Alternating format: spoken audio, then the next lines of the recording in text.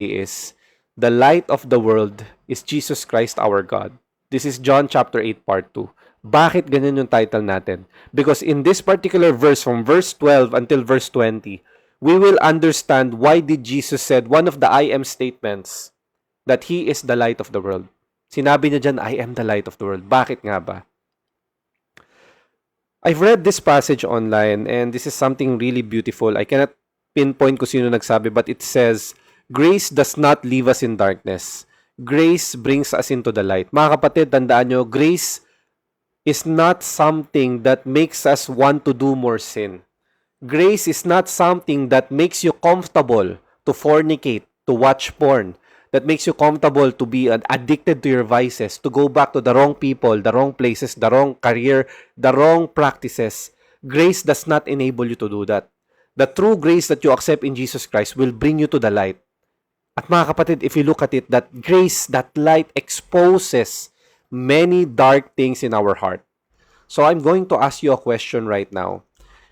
Is the grace that you boast about, yung pinagyayabang mong grasya ng Panginoon, is that grace enabling you to do sin? Is that grace enabling you to what? Be more proactive in doing sin? Tanungin niyo yung mga sarili niyo ngayon. Masyado ka na bang komportableng traidorin si Jesus Christ araw-araw because you know you are once saved, always saved? I have a very, very sharp rebuke to you. And I said this to myself before. Rebuke ko din to dati sa sarili ko. You are a delusional, lying, and betraying Christian.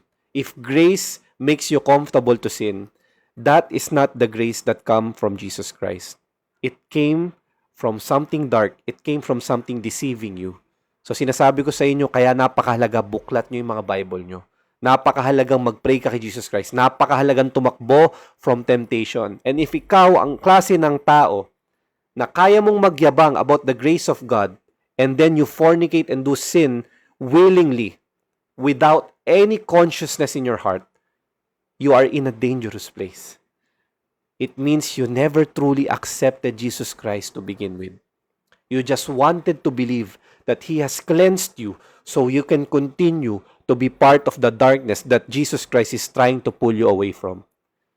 Think about it because of this statement. Tingnan nyo mabuti and malalaman nyo kung ano yung sasabihin sa atin in the next part of this particular sharing. Our key focuses, mga kapatid, 4 lang, sabay-sabay, tignan ng mga cellphone. Ngayong gabi, we will focus first on Jesus is the light of the world. Second, rejecting Jesus leaves us in sin. Third, true faith follows the truth of Christ. And last, to know Jesus is to know Yahweh. Mga kapatid, napakasimple, napaka-straightforward. That is John chapter 8, verse 12 until verse 20. So please, get your Bibles. I want you to discern everything that I will say through the Holy Spirit, through God as my guidance. Basahin niyo yung mga Bibles niyo. We will read this scripture by scripture and break it down further. Hallelujah, maraming salamat. Let's proceed. John chapter 8, verse 12. Punta sa Bible. Jesus is the light of the world. Let's all read this together. Jesus spoke to the people once more and said, I am the light of the world. If you follow me, you won't have to walk in darkness because you will have the light that leads to life. Napaka-powerful, mga kapatid.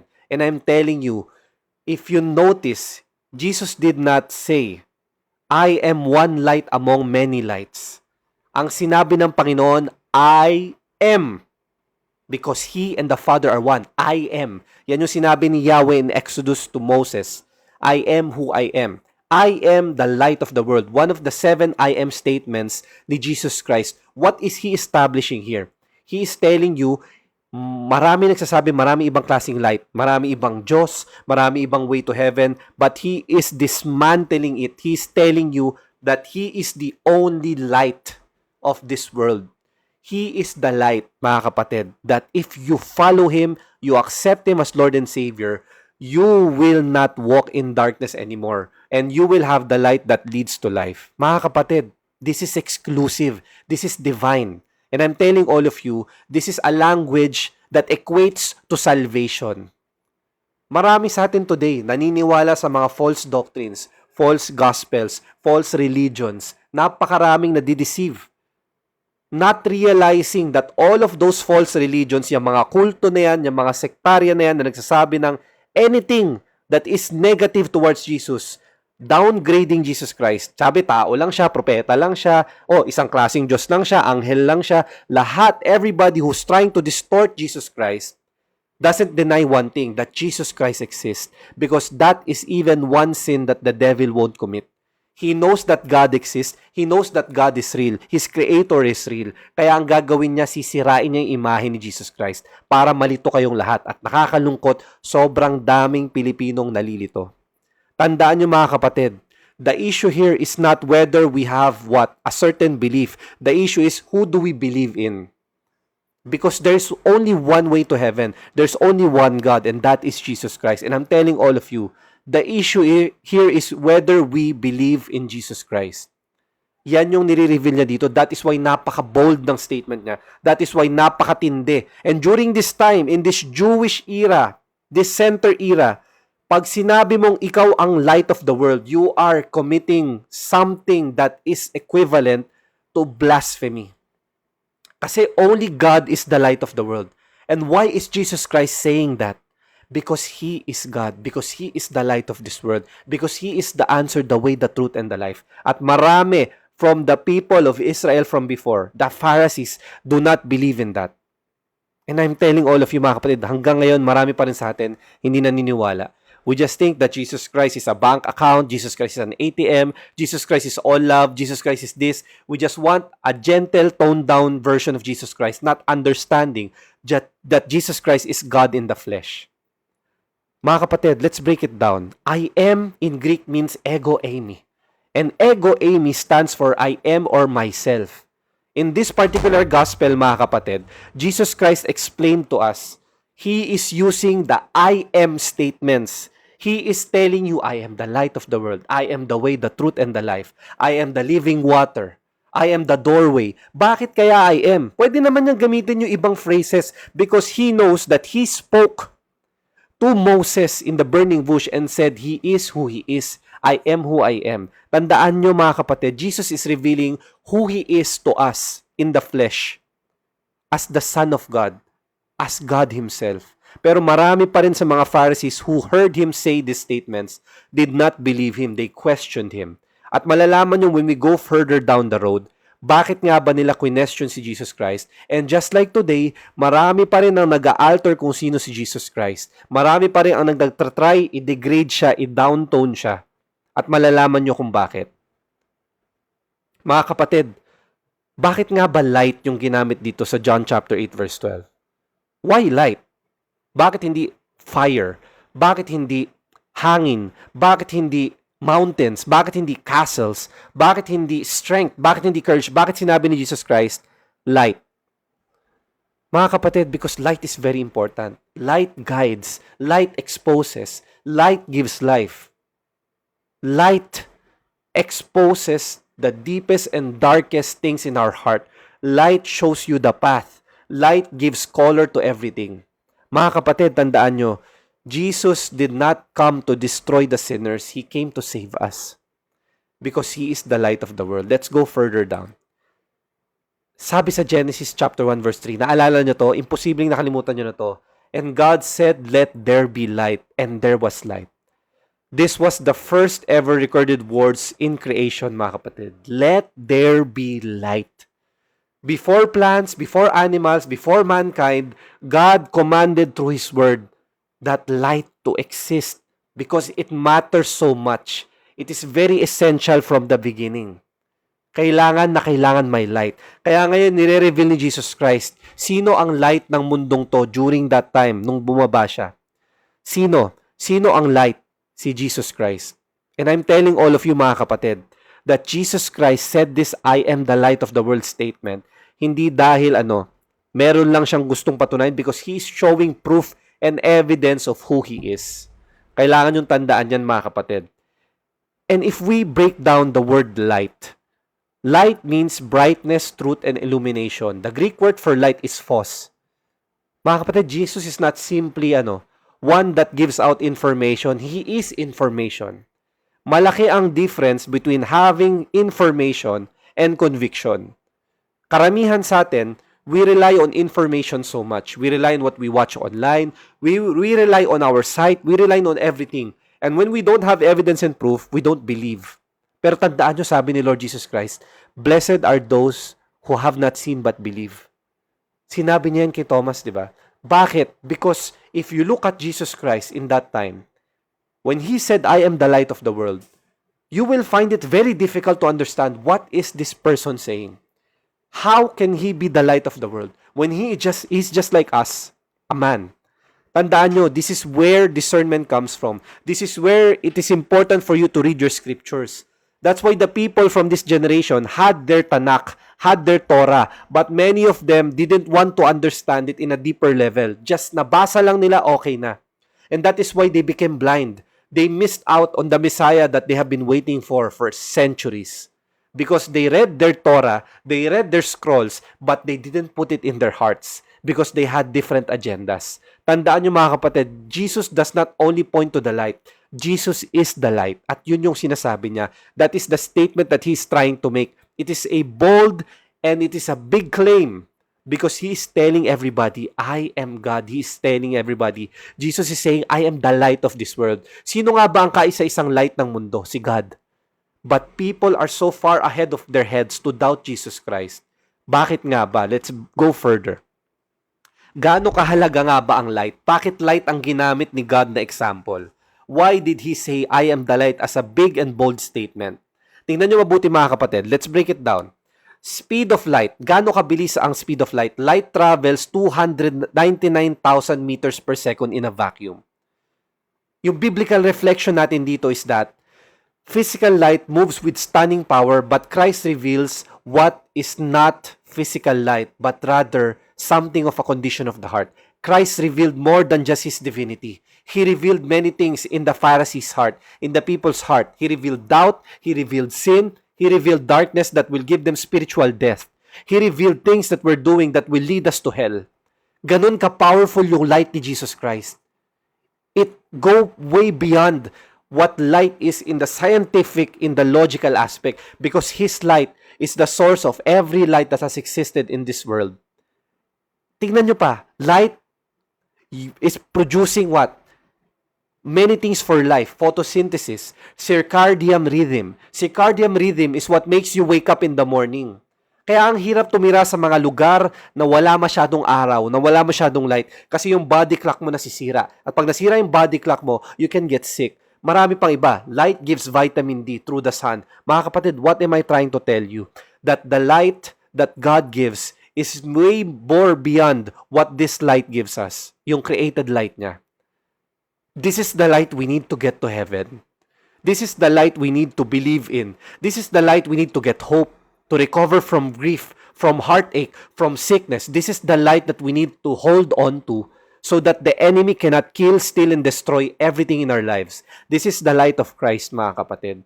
Yan yung sinasabi niya in that statement. Naintindihan nyo na gaano kalalim to? Yung statement na yan, John chapter 8 verse 12. Hindi lang siya nagpapakute dyan. Hindi lang nagpapakute si Lord. Sabi niya, I am the light, I am the light. Hindi. He is making a statement. He is trying to tell everybody, I am the light of the world. Yan ang sinasabi niya, siya ang Diyos. But people in this generation and that era are almost the same. They don't want to believe. They want to tone down who Jesus Christ is. And do not be mistaken, mga kapatid. Even until today, we still do that. God made light important, mga kapatid, for us because it sustains life. Imagine mo if light didn't exist. How on earth would we be living? Kung walang ilaw, doon nakikita ng ate nyo, ng asawa ko. Sa itim ko to. Kung walang ilaw, wala na. Kahit gumiti pa ako, di ba? God loved us so much that the first thing He ever said in creation, let there be light. Because He knows how important light is. Tandaan nyo mga kapatid, this is why Jesus used the word light as a symbolism. It is not weak. It is powerful. It declares. It gives many things. It gives life and it exposes a lot of things in our heart. Tandaan nyo, Jesus is not just an accessory. Hindi siya flashlight na to turn off mo pag kailangan, pag di mo na kailangan, to turn on mo pag kailangan mo. Jesus should be the entirety of who our being is because without Him, our lives will be dark. Haven't you noticed why people who don't believe in Jesus Christ A lot of them try to unalive themselves. A lot of them don't find purpose. A lot of them galit palagi. A lot of them are not just angry with the world, they're angry at everyone else. A lot of them don't have inspiration, motivation. Regardless how rich they are, regardless how wealthy, how powerful, no matter how many women or men they have, how many family members they have, how many careers they have, how many possessions they have, if they don't have God, if they don't have the love of Jesus Christ, the light of Jesus Christ, they still end up being miserable. Yan ang sinasabi ni Lord dito. That is why He is making a bold statement to direct us who the light of this world is. Sabi sa Exodus chapter 13 verse 21, the Lord went ahead of them. He guided them during the day with a pillar of cloud, and He provided light at night with a pillar of fire. This allowed them to travel by day or night. In Exodus, God guided Israel with a pillar of cloud, mga kapatid, by day, and a pillar of fire by night. God did not save Israel from Egypt, then say, find your own way. Hindi. Katulad tayo pag may trials, pag nililigtas tayo ni Lord, pag binibless tayo ni Lord, para makalagpas sa trial na yun, hindi sinasabi, pagkatapos niyan, bahala ka sa buhay mo. No. He will deliver you, and He will guide you. Just walk with Him. Pray with Him. Love Him. Accept Him. Obey Him. Follow Him. Accept Him as Lord and Savior. Take the grace. Take the light in. Huwag mong bitawan. Humawak ka. Yan yung sinasabi ni Lord. That is how He saved us. Just like the people of Israel. Just like how He delivered them from Egypt. Mga kapatid, huwag nyo to i-disregard. It is very heavy. Let's go to John chapter 8 verse 13. Moving forward, the next particular passage reflects us on rejecting Jesus leaves us in sin. The Pharisees replied, you are making those claims about yourself. Such testimony is not valid. Ang daming ganito today. The Bible is there, 20,000 plus manuscripts, 60,000 plus interconnections, magre-research ka na lang online, magbabasa ka na lang online. Even those who did not believe in Christ, from the ancient history, has manuscripts, has historical artifacts, writings that proves that Jesus Christ existed. And yet people still don't want to believe. People don't want to tone it down. Bakit nga ba sila maniniwala sa isang God that tells us that if you don't accept Jesus Christ as Lord and Savior, you will go to hell? Ayaw nila yun. Gusto nila, gumawa sila ng kasalanan, gusto nila all-loving lang si God. Some people would even say, kung God is all-loving, bakit may impyerno? Hindi na tayo mahal. So kapatid, you mean to say that we should negate every structural foundation we have in theology, in Bible, in values, na pinagmulan ng lahat ng structure ng mundong to, and maniniwala kami sa iyo on how you define love, instead of believing in Scripture and in history. Ibig sabihin, ikaw yung words mo, mas concrete at mas may basis to prove what love is versus what version of love God tells us. Mga kapatid, if you think God will love us to affirm our sin, to support you in your sin, sira na ulo mo kapatid. Kailangan mo na magbukas ng Bible. Kailangan mo na gumising. You are delusional. God will never support your sin. He despises the sin that man is trying to create every day. That is why He had to come down here to save us from our sin, to take in all the sins in that cross, to die for all of us. Mga kapatid, I'm telling all of you, marami sa mga tao, they want a God that supports their sin. They want a God that submits to them. They want a God that blesses them. They want a Jesus Christ that is not a judge, but just a loving Savior, but not Lord and God. Yan ang gusto ng mga tao ngayon. And we have to keep on waking up. We have to keep sounding the alarm. We have to share the gospel that God loves us so much. He doesn't want us to perish. That's why He told us to repent, to accept Him as Lord and Savior. Gusto natin ng pleasure without accountability. Gusto natin magkaroon ng pagkakasala without responsibility. Mga kapatid, we are so arrogant, we are so deceived. The enemy wants to tell you, did God really say that? That if you do sin, even though you're saved, you're gonna go to hell? Did God really say that, Eve? That you will die if you eat that fruit? Nakita niyo yung pattern? Sobrang parehas eh. And yet, many people still believe this kind of heretical view. Many people still believe this kind of blasphemy. This kind of false view na si God ay hindi tayo i-discipline, hindi tayo ipapunish kasi sobrang mahal na tayo. There's no such thing as a hell. Kapatid, those who believe this will find out when God comes down. or when they pass away. And I'm telling all of you, that is not a wager that you want to happen. Hindi mo yung gusto yung sugal na yan. Saka ka na lang maniniwala pag dedo ka na. Please, don't be like these Pharisees. Tandaan nyo, sinasabi nila dito, the testimony of Jesus Christ is not true. He is not the light of the world. Yan ang sinasabi nila. They are resisting authority. Kasi, ano ibig sabihin nito pag si Jesus Christ yung light of the world? Yari sila. Kasi all they've been doing is persecuting God. All they've been doing is questioning God. All they've been doing is committing blasphemy towards Christ, towards God. Kaya ayaw nilang tanggapin. They don't want to accept that they are sinners because they are too prideful. They are too stupidly looking at their standards na gusto nilang i-uphold. Sa tingin nila, napakalinis nila. At never sila nagkamali. Yan yung problema ng mga Pharisees. They don't want accountability. They don't want repentance. They don't want to understand that they will fall short of the glory of God. Kaya sila gumagawa ng ganitong statements. Mga kapatid, sabi ni Frank Turek, the writer of many wonderful books, a theologian, sabi niya, people aren't on a truth quest. They are on a happiness quest. People don't care about the truth anymore. They know the truth. They know what sin is. They know who Jesus Christ is. But people want happiness, want peace, want emotional security, want blessings, want prosperity. They want love life. They want cars. They want wealth. But they don't want repentance. They don't want to be held accountable. They just want to do wrongful things to people. They want to hurt people. They want to get everything that is good in this earth. And after that, they want heaven. Because what? They deserve it, sabi nila. Yan yung sinasabi ni Frank Turek dito. We are so into darkness that we forget about that light is not just light that lights our path. Na-realize nyo bakit sobrang init ng araw? Hindi nyo nga matitigan yung araw for 5 to 10 seconds straight without getting blinded by it. And yet many of us, especially those who don't believe in God, would say, bakit di na lang bumaba dito si God? Kapatid, yung araw nga, di tayo makalapit. Masusunog tayo eh. And you want to be in the presence and the light of the one who created it? Sa tingin mo, makakasurvive ka? My goodness, mga kapatid. That's why people of today are so congested with happiness. They don't want holiness. They don't want to repent. They don't want to be accountable. Gusto lang nila sarap. Puro sarap. Ayaw ng hirap, puro sarap.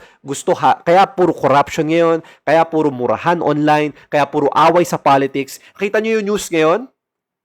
Yung mga bata na gumawa ng krimen? Paano?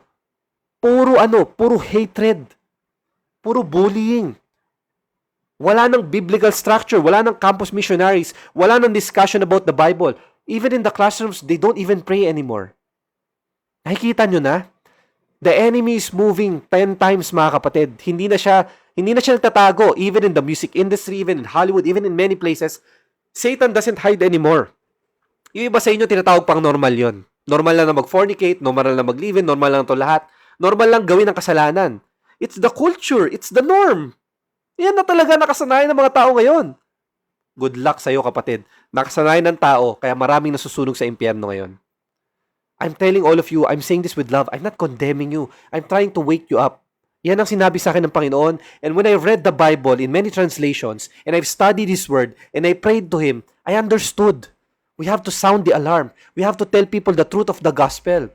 Jesus Christ will come down here as a judge and adjudicator. Akala kasi natin porkit God loves us, that He will tolerate our sin, that He will affirm your sin, and that He will just tell you, okay lang yan, keep sinning, anak. Come back to me. Keep sinning. Tatraidorin mo ako araw-araw, anak? Willfully? Dahil gustong-gusto mo akong traidorin? Go lang, anak.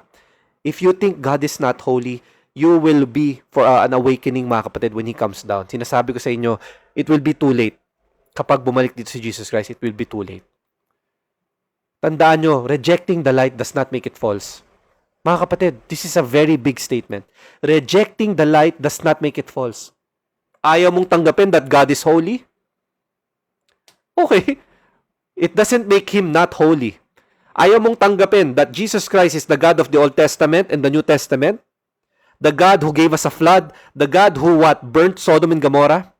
The God who ordered the massacre of what? The Amorites? The Canaanites?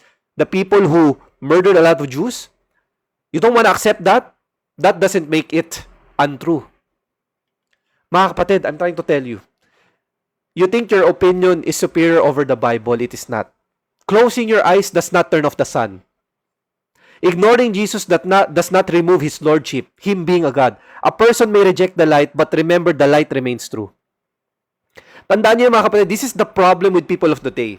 They think because they don't believe in God, that they will escape judgment, that they will escape what? The truth. If you think God doesn't see everything that you do, He sees everything. Mga kapatid, wala tayong matatago sa Kanya. That's why He's inviting us to come to Him when you are weary, to talk to Him, to pray for others, to be gracious, to be kind, compassionate. Because the least that you do to your brothers and sisters is what you do unto God. Mga kapatid, tandaan nyo, the light of the world, Jesus Christ, He never changes. He is the same yesterday, today, and tomorrow. Kahit ano pang opinion mo, kahit ano pang culture meron tayo, kahit ano pang norms, He is the same. Tandaan niyo yan. I want you to start remembering that. How do we know what is true, mga kapatid? In a study of epistemology, knowing the truth is what? Understanding what authority of Jesus Christ has in this particular passage. Why were He being questioned by the Pharisees? Bakit kini-question yung origin niya? At tingnan nyo itong particular table na to. Sa human standard, mga kapatid, gusto natin, ang basis natin, in order for us to say something truth, or say something that is rightful, feelings, culture, opinion, religious pride, ano pa? Personal comfort. Nasaktan ako eh. Hindi tama yan. Nasaktan ako. Wala na ba ibang sinabi sa'yo yung pastor or yung priest? Sinabi lang sa'yo yung mga kasalanan nating lahat. Nasaktan ka, na church hurt ka. Eh, yun yung nakasulat sa Bible. Tandaan nyo, feelings change. Culture shifts. 'Di ba? Dati nanliligaw pa yung mga lalaki. Ngayon, wala na nanliligaw. Dati, kailangan mo mamanhikan, wala na mamanhikan. Dati, you pay respect to the parents, you honor your mother and father.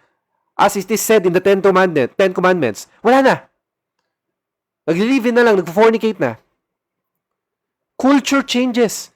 Darating yung time kapag hinayaan natin yung norms and culture ang mangibabaw kesa sa Word of God, kesa sa Bible, kesa sa biblical teachings of Jesus Christ. Darating yung time lahat ng kasamaan sa Bible magiging normal na.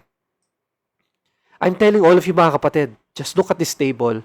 I'm trying to tell you why this moment in this earth, pag nakita nyo online, puro murahan, puro away, puro death threats. Hindi mo lang kasundo yung kamag-anak mo sa politics, balinak mo na. Kapatid, I'm telling you, the Lord elevated sin. You just look at someone lustfully, adulterer ka na. And adultery is punishable by death. You just hate someone, you're a murderer. Sinabi ni Jesus Christ yan. Bakit niya ine-elevate lahat? Because He wants us to understand, no matter how big or small your sin is, it is still sin. Nobody will be perfect. That is why you need a Savior. That is why you need God. Tandaan nyo mga kapatid, the only thing that doesn't change is the Word of God itself. The teachings of Christ. Who He is. Yun lang. At bakit tayo dun dapat mag-base? Because that is the only true authority in this world. The rest changes. The rest is being altered by Satan. Bakit kailangan Jesus? Kasi everyday, Satan ang nasa online. Lahat ng meron dito, puro hubad dyan, puro hubad dito, puro tupis dyan, tupis dito, puro pakita ng abs dyan, puro tihaya dito. Puro ganun na online ngayon eh. Tapos nagtataka kayo, bakit yung mga na-attract sa inyo, puro red flag, puro bastos? Paano puro kayo hubad? Ayaw nyong isave yan para sa asawa nyo. Ayaw nyo maging holy. Sa tingin nyo, makaka-attract kayo ng taong nagpapaka-holy kay God, repenting sa paghuhubad nyo online, sa pagsasayaw nyo ng malaswa. Kapatid, I'm not condemning you, but I'm trying to tell you, delusional ka. Lahat ng ma-attract mo ay mga demonyo at mga kampo ng kadiliman katulad ko na walang ibang ginawa kundi magnasa sa kapwa. I'm telling all of you, para lang yan nasa jungle ka eh. Naglabas ka dyan ng meat. Ano sa tingin mo lalapit sa'yo? Kalabaw? Lion ang lalapit sa'yo. Someone who is a carnivore. And you're showing your body, you're inviting the devils to feast on your flesh. Kapatid, I'm telling all of you, be holy for our God is holy. Do your best. And I'm not condemning you, ginawa ko yan dati. You have to understand that. And why am I telling you all of this, mga kapatid? It is because truth is not created by comfort. Ganun talaga, sinabi talaga ni Lord. If you wanna follow Him, if you wanna be a Christian, you have to carry yourself through your cross. Deny yourself. Kunin mo yung cross mo na yan and follow Jesus Christ daily. Hindi pwedeng Sunday lang. Hindi pwedeng Sabado lang. Hindi pwedeng Friday lang. Every single day of your life. You follow Him. You surrender to Him. You pray to Him. You flee from temptation. You go to Him. You meditate on the Word day and night. Yan ang sinabi ni Lord, mga kapatid. I know the truth hurts. Ganun talaga. Because light exposes sin.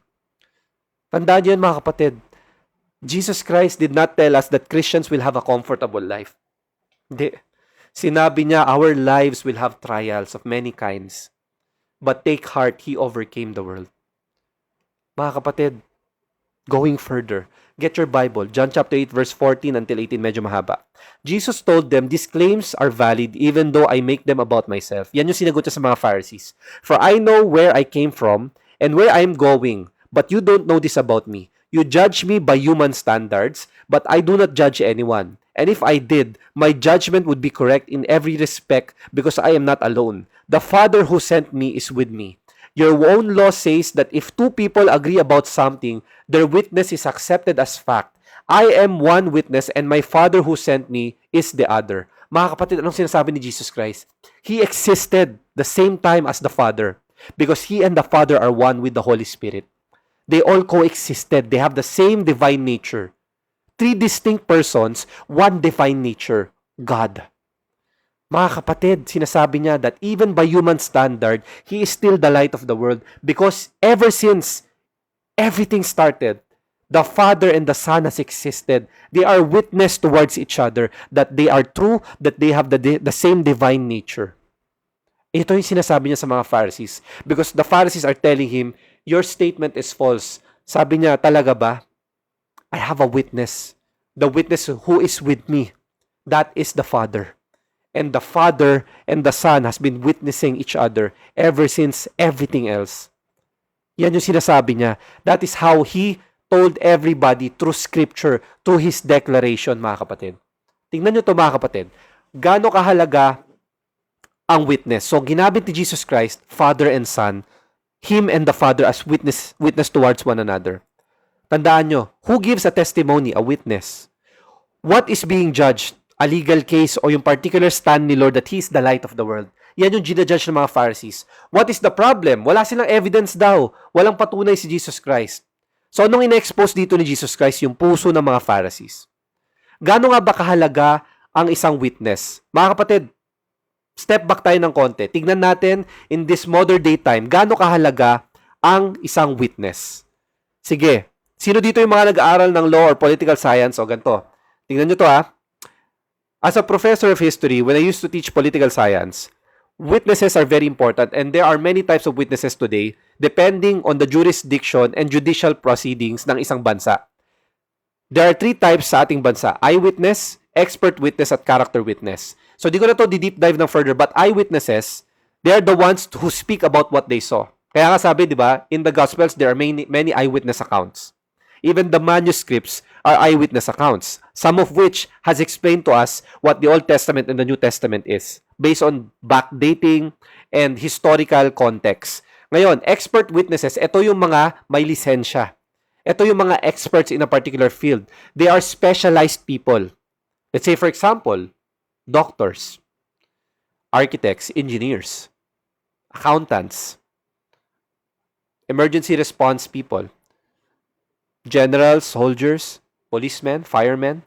These are experts. Kaya sila expert witness. They can give their expert opinion, their expert analysis and evaluation. Character witness, these are the ones that testify to reputation and personality of the accuser or the victim. Sila yung mga talagang nakasama na from the very beginning or nandoon during that particular happening. So, bakit ginamit ni Jesus Christ? Bakit niya ginamit ang Heavenly Father as witness. Makikita nyo further because napakahalaga nito. Mga kapatid, I want to share you a story. There was a man who was almost executed because of a false accusation and the lack of witness. Ganito kahalaga yung witness. Share ko sa inyo yung story, okay, ni Mr. Juan. Okay, si Mr. Juan Catalan, ito yung story na pinagbintangan siya na may pinatay daw siya. Ngayon, si Mr. Catalan, wala siyang ibang witness, kundi yung yung anak niyang babae. Pero syempre, masyado bang bata, and pwedeng maging delusional yung bata, pwedeng magkaroon ng ibang factor. So, yung lawyer niya, sinabi, sige, hanap tayo ng witness or ng isang proof para mapatunayan na hindi mo pinatay yung taong to. That you were watching a certain show, okay? A sports show during this time, nasa stage ka or nasa arena ka. Imagine nyo, they had to watch 20 videotapes. They have to search. Kasi ang punishment for murder before in this particular area is capital punishment. I-execute siya.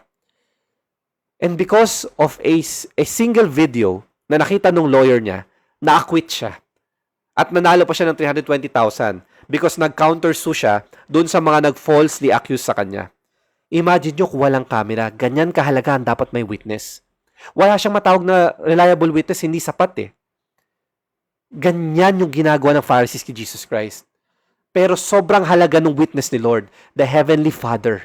Yun yung ginamit niya. Kaya sinasabi ko sa inyo mga kapatid, this shows us why it is important in the Jewish era na may witness at bakit ganun yung description ni Jesus Christ. Tandaan nyo, witnesses are the backbone of a trial.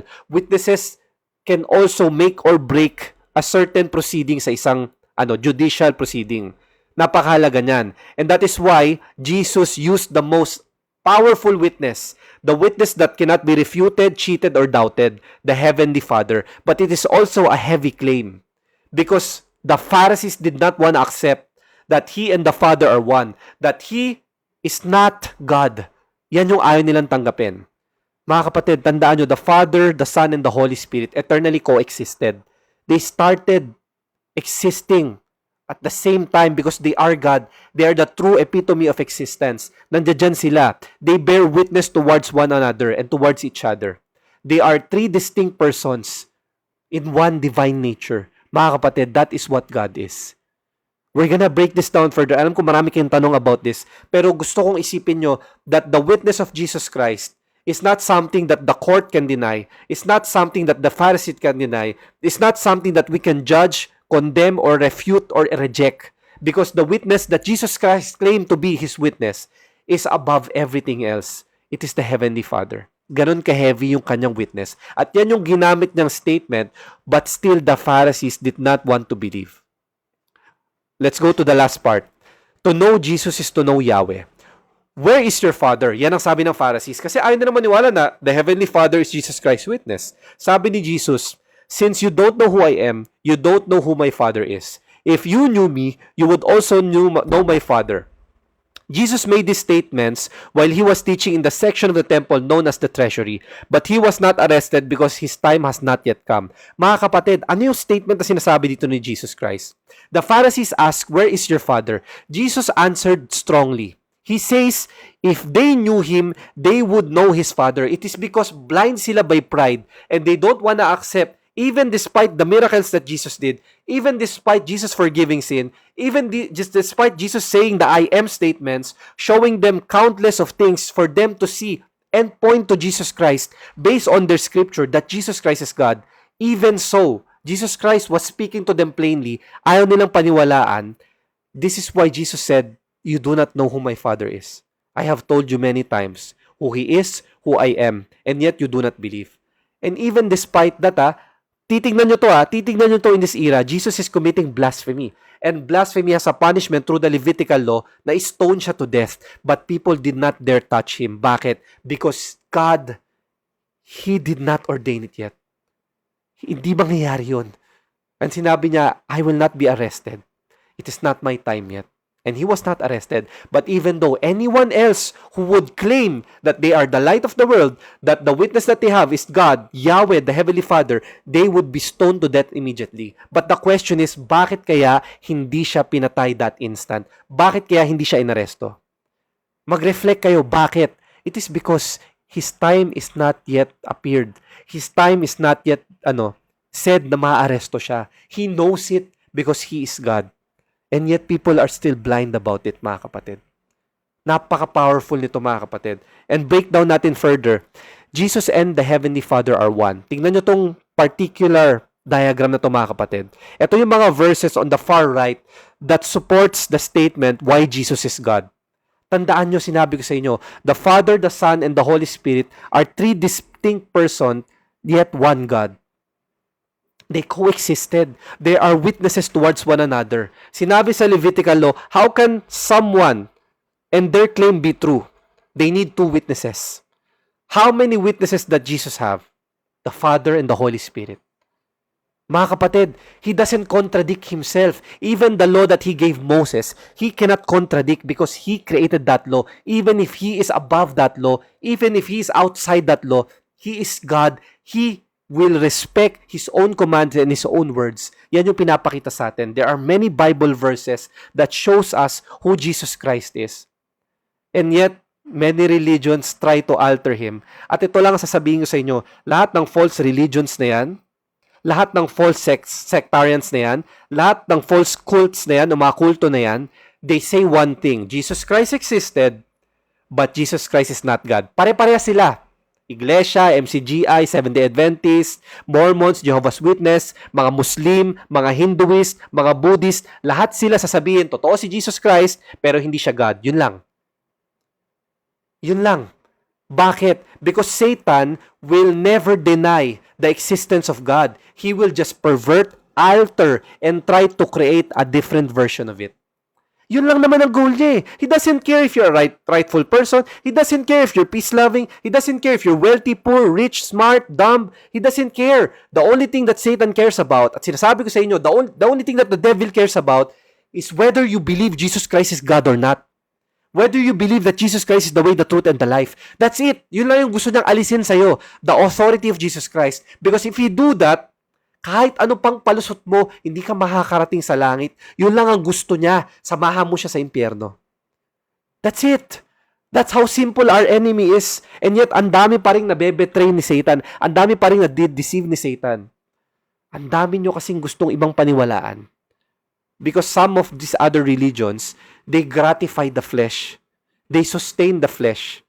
They think that because they can alter who Jesus Christ is, makakalusot sila sa judgment ng Panginoon. I'm telling all of you, mga kapatid, now is the time to pray for other people in the false religions, in the false beliefs. Pag-pray nyo sila na ipag-pray day and night. Mag-pray, mag-pray, mag-pray. Wala tayong gustong mapunta sa impyerno. Our God doesn't desire us to go to hell. But if you deny Him, He will deny you. It's not my words. Read your Bible. It's in the Gospels. Anyone who denies the Lord, He will deny you. Gusto ng mga tao, i-deny si Jesus, i-deny si God. Sabihin, ayoko sa'yo. You're not my God. Pero gusto makapasok sa bahay niya. We are arrogant, we are deceived. O ito, bigyan ko kayo ng konting clarificatory statements, mga kapatid. Marami kasi nagtatanong sa kanila kung si Jesus Christ pala, God, bakit siya nagpe-pray sa Father? O, bakit? Bakit? Because the Son of Man became truly man. He lived as a perfect, obedient Son, depending on the Father. How can He call Himself the Son of God if He cannot follow, obey the will of the Heavenly Father? How would we believe He's the Son? Paano mo papaniwala anak siya ng napakabuti, napaka-powerful, napaka-gracious God na iisa lang sila in divine nature kung hindi siya sumusunod sa Father? Paano? Yan sasagot ko sa kanila. Anong Bible verses? Luke chapter 5, John 17, and Hebrews chapter 5. Next, sabi nila, bakit doon nakapako siya sa krus? My God, bakit mo ako kinalunya? Why have you forsaken me? Psalm 22. Basahin mo buo. Story ni Jesus Christ yan. Written thousands of years before He came. Because God was speaking through David. This is a description of David in Psalm 22. Father, why have you forsaken me? Yan yung verse 1 He was saying that because that is what's happening. Psalm 22 was happening when He was being crucified. That is His own words. He's speaking that so people would realize, yari tayong lahat. The prophecy has happened. We crucified the Savior who came to save us. Kaso yung mga tao, hindi alam yan kasi hindi nagbabasa ng Bible. Puntahan nyo, Psalm 22. Tignan nyo ngayon. Ano pa? Matthew 27, 2 Corinthians chapter 5. Next, why did Jesus say, the Son does not know the hour? Kung siya talaga si God, bakit di niya alam? Bakit ganito? Because He is incarnation. The Son humbled Himself and lived within the servant role He took. Kaya nga sinabi niya, I came here to serve. I came here to forgive sins. I came here to make everyone see the light of the world. Mga kapatid, He was also an obedient Son of God. He was man and God, hypostatic union. He was fully man and fully God. That is why He was obedient to the will of the Father. Mga kapatid, yan yung explanation. Mark chapter 13, Philippians chapter 2, and Acts chapter 1. Basahin nyo yung mga chapters niyan. Ito yung sasabihin nyo. At yung nakikita nyo sa far right ng mga cellphone nyo, that is the shield of the Trinity. That is the orthodoxy shield of the Trinity. That shows you the exemplified and non-heretical view of how the Trinity is. The Father, the Son, and the Holy Spirit. 3 distinct persons, one divine nature. Ganun na explanation niya, wala nang iba. Everything else will put you in partialism, modalism, heresies. So mag-ingat kayo when you're explaining this, and please, read these passages. Makikita nyo, mangungusap ang Panginoon sa inyo. And we don't have time to dive deep on this, mga kapatid. And I'm sharing this to all of you. Mga kapatid, you should understand that everything that Jesus Christ did in this particular passages, it's in the Old Testament. It's in the Torah. The Torah that Muslims say, if may doubt kayo sa Quran, puntahan nyo yung Injil. Puntahan nyo yung Torah. Bakit? Because that is the truth. That is God's Word. And everything Jesus Christ fulfilled. Mga kapatid, I'm telling all of you, you need to understand that this is the truth. Because Jesus Christ is the truth. Everything that He said, that is what should be our basis of truth. Kaya na sinabi, He is the light of the world. Nakikita nyo na yung passage na to sa John chapter 8. Yan yung essence bakit. Mga kapatid, tandaan nyo, John chapter 14 verse 6, alam natin to lahat. Jesus Christ is the way, the truth, and the life. Bakit sinabi niyang the way?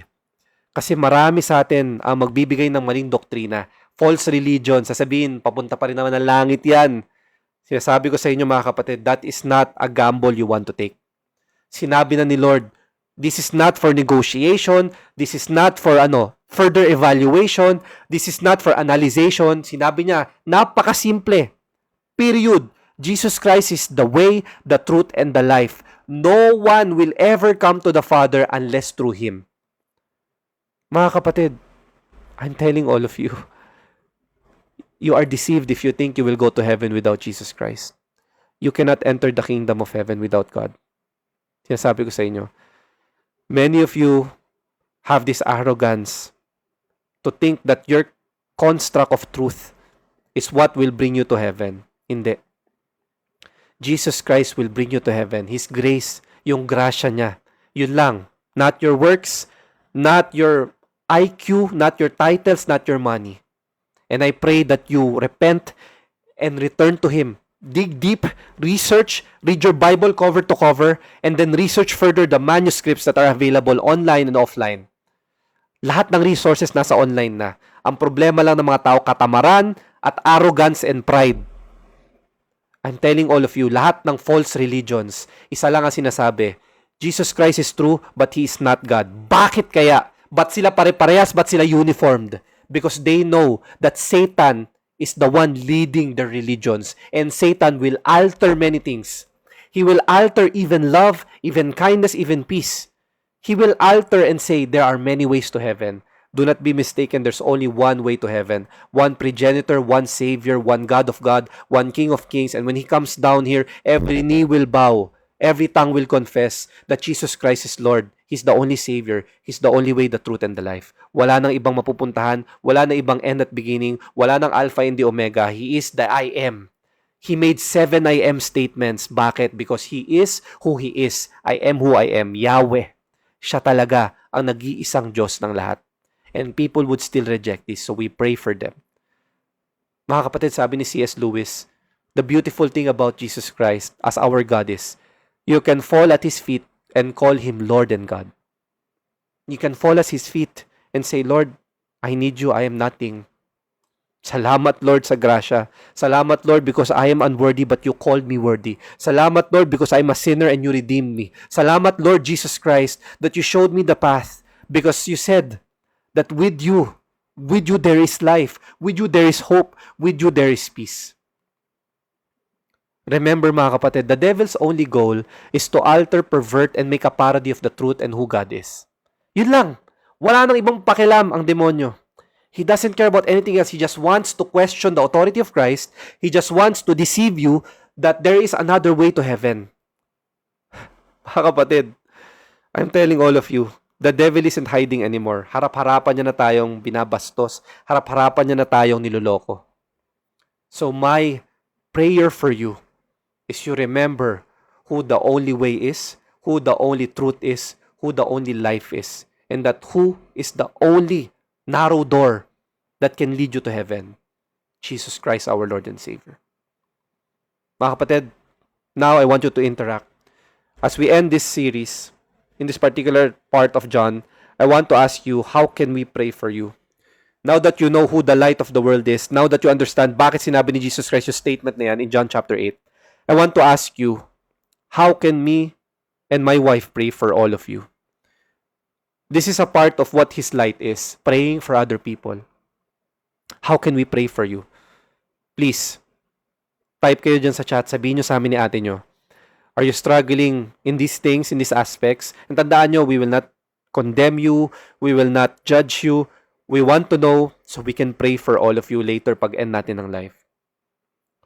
Sige, sino dito? Sino dyan? Tell us, who is struggling right now? Kami, may struggles din kami. Marami. But prayer through Jesus Christ and to Jesus Christ. Sige, everybody, please, share with us. Sige, now is the time. How can we pray for all of you? Alin dito? Kung wala dito, type nyo dyan, mga kapatid. Thank you, hallelujah, praise God sa mga nag-share sa atin ito, mga kapatid. Thank you, hallelujah.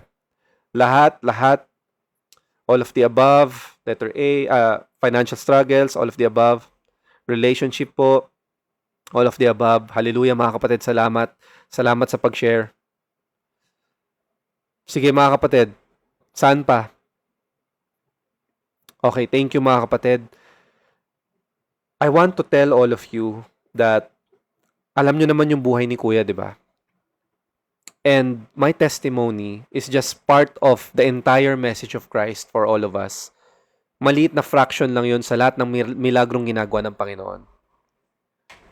Mga kapatid, I said this when I spoke sa CCF, that in order for us to see things that are far ahead of us in terms of the plan of God, we have to step back with Jesus Christ at gumising tayo to think that this day will never happen again tomorrow. Mga kapatid, I'm telling all of you, I'm not disregarding your challenges right now, but I want to leave this wisdom that God told me to you. Ito yung wisdom na nabasa ko sa James. Marami sa atin, sa tingin natin, mabubuhay pa tayo bukas. We still have next year. We still have next decade. Kaya nga sabi sa James chapter 4, di ba? Marami sa atin nagde-declare na, ay, next year pupunta ako ng Japan. Ay, dapat in 5 years may bahay na ako. Pero, sure ka ba na nandito ka pa next year? Sure ka ba na nandito ka pa bukas? So what am I trying to tell you? Just like James said, just like the scripture says, surrender your day to God. If you're still here tomorrow, thank Him. And then ask God, what is my purpose for today, Lord? Please guide me. Mga kapatid, let's close our eyes. I want to pray for all of us. Heavenly Father, Lord Jesus Christ, maraming salamat po, Lord, that my brothers and sisters are sharing these things to us.